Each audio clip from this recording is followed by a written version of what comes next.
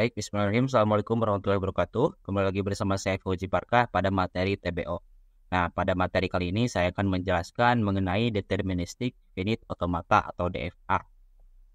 Nah, ada beberapa topik yang akan saya bahas pada materi kali ini, yaitu yang pertama, mendefinisikan suatu bahasa dengan aturan produksi menggunakan tata bahasa reguler. Lalu yang kedua yaitu contoh dari DFA. Yang ketiga yaitu cara kerja DFA dalam membaca suatu string.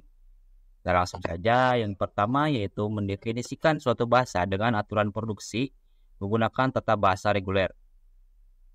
Nah, suatu bahasa dengan aturan produksi menggunakan tata bahasa reguler ini dapat didefinisikan dengan sebuah mesin otomata yang bernama finite state automata atau yang sering disingkat menjadi FSA.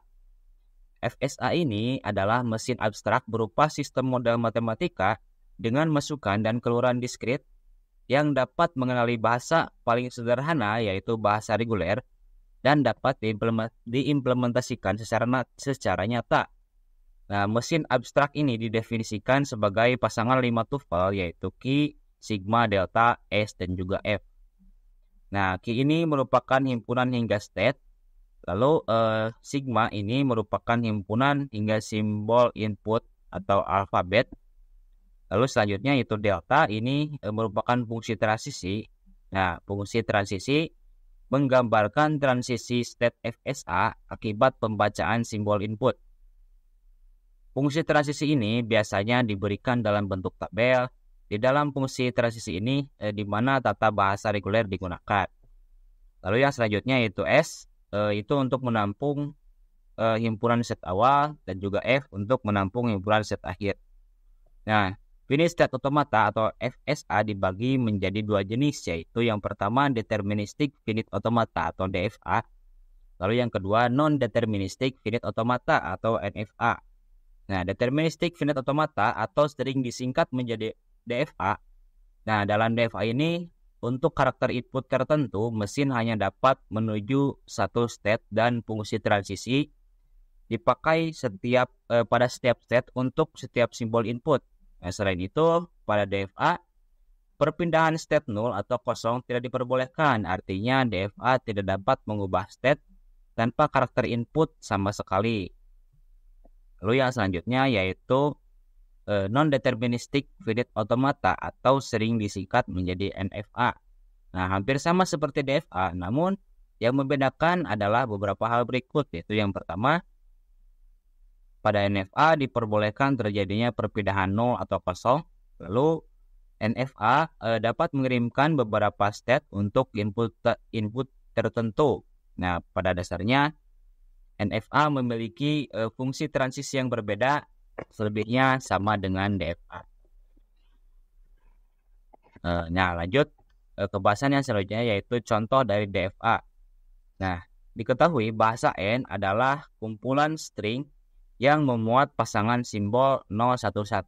Nah, dengan sigmanya yaitu 0 dan 1. Nah, buatkan DFA untuk bahasa N. Nah, jika dilihat dari soal barusan yaitu string terpendek yang dapat dibaca adalah 0, 1, 1. Nah, FSA yang didefinisikan sebagai bahasa N yaitu Q, sigma, delta, S, dan juga F, di mana Q-nya atau state-nya ada 4, yaitu yang pertama Q0, Q1, Q2, dan juga Q3. Lalu sigmanya atau string-nya ada 2, yaitu 0 dan 1. Lalu state awalnya atau S-nya adalah pada Q0, dan F-nya atau state akhirnya ada pada Q3. Nah, berikut merupakan tabel transisi dan juga diagram transisinya. Nah, di sini yaitu delta atau state-nya ada 4 yang tadi sudah saya sebutkan. Mana yang pertama yaitu Q0 merupakan state awal ditandai dengan tanda panah, dan Q3 itu merupakan state akhir ditandai dengan tanda bintang. Lalu sigmanya yaitu ada 2 string yaitu 0 dan 1. Nah, di bawah merupakan tabel diagram transisinya. Nah, jika dijelaskan yaitu pada Q0 ini merupakan state awal ditandai dengan tanda panah dan juga saya warnai dengan warna pink ya. Cara kerjanya yaitu pada Q0 jika kita inputkan dengan angka 1 maka akan tetap pada Q0, tidak berubah ya. Lalu jika diinputkan dengan angka 0, maka akan lanjut kepada Q1. Kepada Q1. Nah, jika pada Q1 ini diinputkan dengan angka 0, maka akan tetap pada Q1, tidak berubah. Lalu jika diinputkan dengan angka 1, maka akan lanjut kepada state selanjutnya, yaitu Q2. Nah, pada Q2 ini jika diinputkan dengan angka 0, maka akan kembali lagi kepada state sebelumnya, yaitu Q1. Lalu jika diinputkan dengan angka 1, maka akan lanjut ke state akhir, yaitu Q3. Nah, pada state akhir ini jika masih ada string yang tersisa, mau berapapun itu, maka jika diinputkan akan tetap pada Q3. Nah, selanjutnya yaitu cara kerja DFA dalam membaca suatu string. Mesin FSA tersebut jika menerima masukan sederetan simbol masukan dari simbol-simbol yang diizinkan, maka akan menuju suatu state tertentu. Nah, jika state akhir yang ditempuh setelah suatu FSA menerima sederetan simbol akhir adalah state final, maka deretan simbol atau string tersebut dikatakan dikenali oleh FSA, atau dengan kata lain, FSA mengenali string tersebut. Nah, yang terakhir yaitu contoh DFA di atas string-string yang dikenali dan juga tidak dikenali. Nah, saya sudah membuat beberapa string untuk diimplementasikan ke dalam DFA yang sudah tadi dibuat ya. Yang pertama yaitu 0110, ini string pertama itu diterima ya, karena jika diimplementasikan adalah sebagai berikut. Pada Q0 itu diinputkan dengan angka 0, maka akan lanjut kepada state selanjutnya yaitu Q1. Nah, pada Q1 ini diinputkan dengan angka 1, maka akan lanjut ke state selanjutnya yaitu Q2. Lalu diinputkan lagi dengan angka 1, maka akan lanjut kepada state akhir yaitu Q3. Nah, untuk string sisanya yaitu 0 ini jika dimasukkan akan tetap pada Q3. Nah, kata lain stringnya itu diterima ya. Lalu string yang kedua yaitu 101101 ini juga diterima. Nah, jika diimplementasikan yaitu pertama pada Q0 atau state awal diinputkan dengan angka 1, maka akan tetap pada state awal atau Q0. Lalu diinputkan dengan angka 0, maka akan lanjut ke state selanjutnya yaitu Q1. Lalu jika diinputkan angka 1, maka akan lanjut ke state selanjutnya, dan diinputkan lagi dengan angka 1, maka akan lanjut ke state akhir yaitu Q3.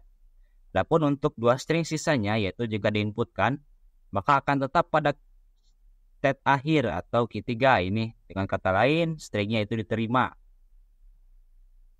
Lalu contoh yang ketiga yaitu 010110, ini juga diterima.